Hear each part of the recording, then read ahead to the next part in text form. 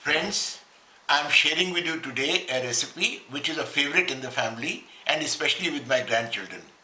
It's called the bird's nest egg and it requires only a limited number of ingredients. We need one egg, some grated potatoes, little coriander leaves and an optional item which is finely chopped green chillies. So let's start. The base of the frying pan should be covered with a layer of oil. Even while the oil is being heated up, we start sprinkling in the grated onions in a sort of a lettuce form. But the very important consideration to keep in mind is that there should not be too much potatoes, that the layer which we spread out should be thin.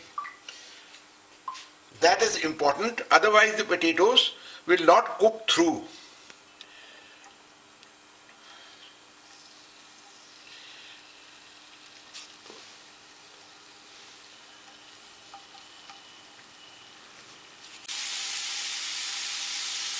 So we have covered the base with a thin layer of the potato chips. Now we pull down the edges so that the pancake becomes almost like a round.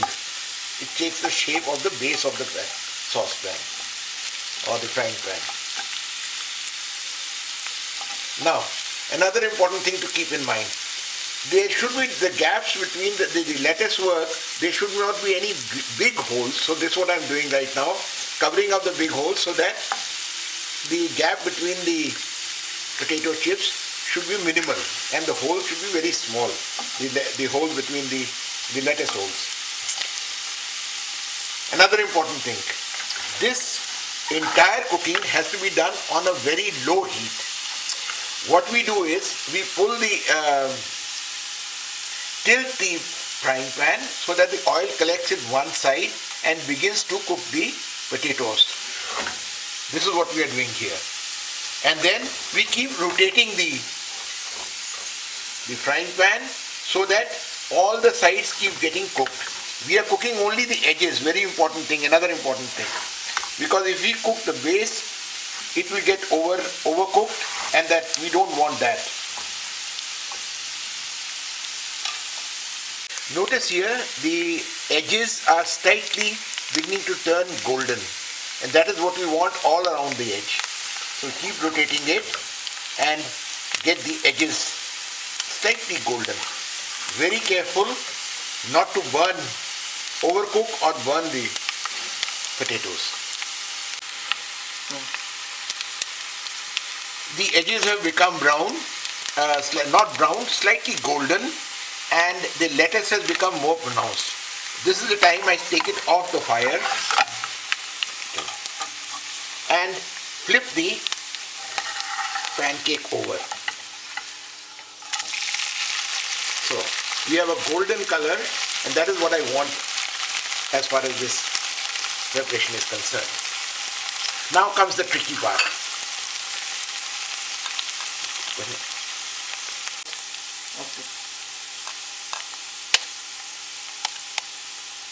Very careful, we must make sure that the yolk doesn't break.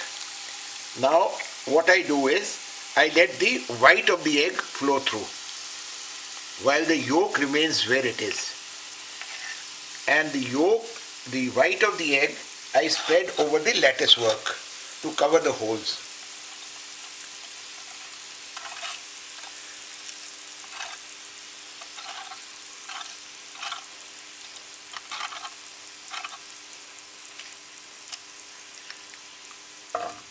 Shift it back to the fire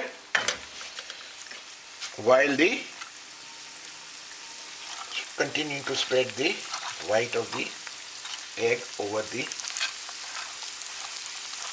potato base. Now gently pour in the yolk.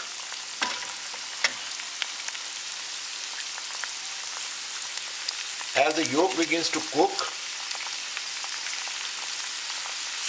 I will now spread the white still. If there is any white left over, I'll pull it across from the yolk so that it is spread over the rest of the potatoes.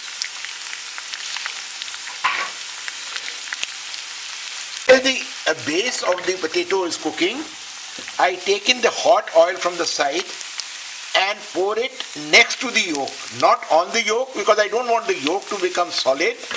I want it to remain runny, and I keep on pouring the hot oil on the sides so that the white of the egg gets cooked.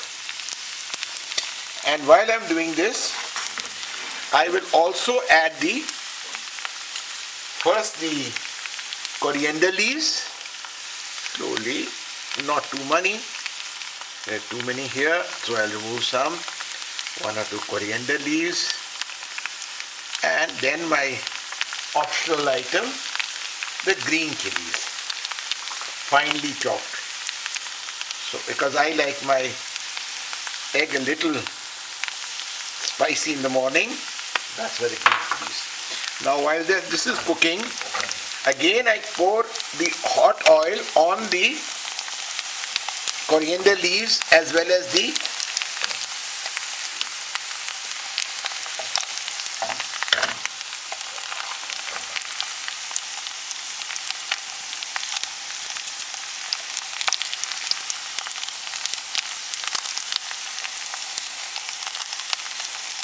coriander leaves as well as the chilies. I don't want them to be totally raw.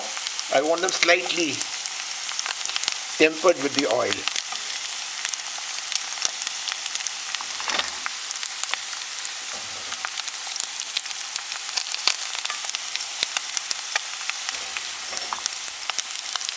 So now all the egg is ready. It's giving a good look, and I'll transfer it to a plate.